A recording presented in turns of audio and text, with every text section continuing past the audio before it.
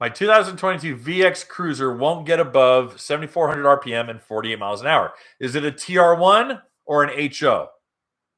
I was getting 53 at 7,800 2 weeks ago. If that's the case, you're down RPM, then you've got damage. You might have blunted the blade to just, same leg. Okay, then you need to get underneath that ski. You need to make sure that you haven't bent the blade or blunted the blades of the impeller.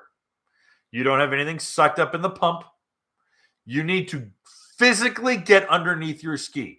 Crawl under the trailer, get a pen light or an LED light, and I want you to look. I don't want you to go, no, I'm sure I haven't sucked anything up. No, you're not.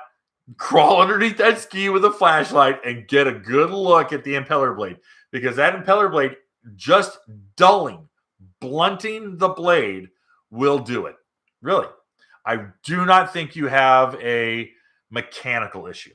I would be very hard-pressed to think you have a mechanical issue. I mean, really hard-pressed to think you have a mechanical issue. I think it's your impeller.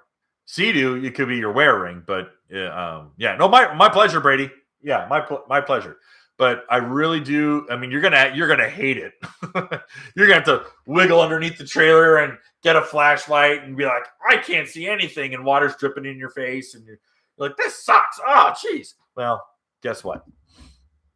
Yeah, I think just I know. I'm not thinking. I think it's your impeller, and I really do think you might have blunted the blade.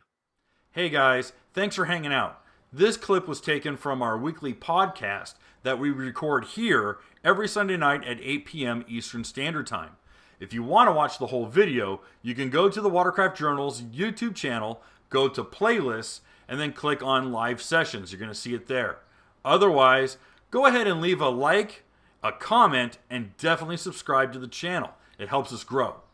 And again, thanks again for watching our videos, and we hope to see you soon.